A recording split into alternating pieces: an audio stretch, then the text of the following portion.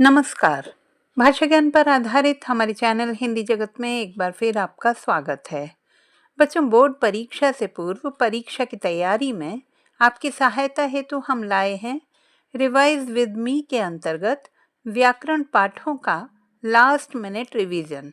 तो आइए प्रारंभ करते हैं रचना के आधार पर वाक्य भेद के साथ। शब्दों का सार्थक समूह जिसके माध्यम से वक्ता अपने भावों एवं विचारों को पूर्णतः व्यक्त करने में सक्षम होता है, वाक्य कहलाता है। रचना के आधार पर वाक्य के 3 भेद हैं: सरल वाक्य, संयुक्त वाक्य एवं मिश्र वाक्य। सरल वाक्य, इनमें एक ही क्रिया होती है, अतः एक ही वाक्य होता है। इनमें उपवाक्य नहीं होते। जैसे छात्र ने पाठ पढ़ा, मुझे कल बाजार जाना है। उद्देश्य और विधेय के रूप में कर्ता और क्रिया सरल वाक्य के मुख्य अंग हैं। संयुक्त वाक्य, जब 2 स्वतंत्र वाक्य योजक शब्दों के माध्यम से जुड़कर एक वाक्य में प्रयुक्त होते हैं तो यह संयुक्त वाक्य की रचना करते हैं।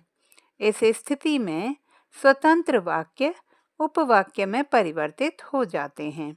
जैसे मैं घर गई और मैं सो गई, पिताजी बाजार गए और मैं विद्यालय चली गई।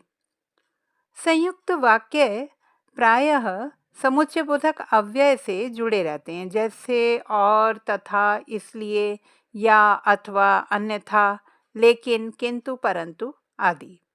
कभी कभी संयुक्त वाक्य में समुच्चयबोधक अव्यय चिन्ह का लोप भी कर दिया जाता है। जैसे क्या सोचा था, क्या हो गया। यहाँ वाक्य में पर का लोप किया गया है। अब बात करते हैं संयुक्त वाक्य के भेदों की। संयुक्त वाक्य के मुख्यतः 4 भेद हैं। संयोजक, जैसे और, तथा, एवं आदि।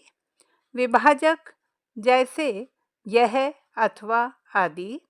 विरोधवाचक, जैसे पर, मगर, लेकिन, बल्कि आदि। परिणामवाचक, जैसे इसलिए, अतः, सो आदि। मिश्र वाक्य 2 या 2 से अधिक वाक्य से मिलकर बनते हैं, जिनमें एक प्रधान उपवाक्य होता है तथा शेष आश्रित उपवाक्य होते हैं। यह यदि, तो, कि, जो, जहाँ, जब, तब, यद्यपि, तथापि, इसलिए, अर्थात, मानो, ताकि आदि से जुड़े रहते हैं। उदाहरण, जैसे ही मैं स्टेशन पहुंचा, गाड़ी चल पड़ी। प्रधान एवं आश्रित उपवाक्य, निकटतम क्रिया से युक्त वाक्य प्रधान उपवाक्य होता है। जैसे वह विद्यालय नहीं आ सकेगी, वह बहुत बीमार है।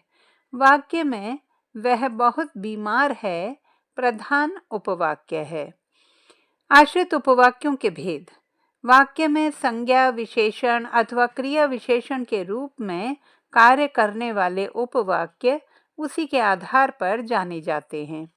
संज्ञा उपवाक्य, विशेषण उपवाक्य और क्रिया विशेषण उपवाक्य। क्रिया विशेषण उपवाक्य के उपभेद भी हैं। कालवाचक क्रिया विशेषण, स्थानवाचक क्रिया विशेषण, रीतिवाचक क्रिया विशेषण, उद्देश्यवाचक क्रिया विशेषण, कारणवाचक क्रिया विशेषण। तो बच्चों, आशा करती हूँ कि इस लास्ट मिनट रिवीजन की सहायता से आप अपेक्षित अंकों से अधिक अंक प्राप्त कर सकेंगे।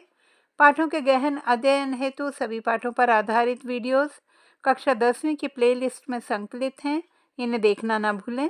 भाषा संबंधी किसी भी समस्या के समाधान हेतु बने रहिए सुनीता भटनागर हिंदी जगत के साथ। आपका दिन शुभ हो।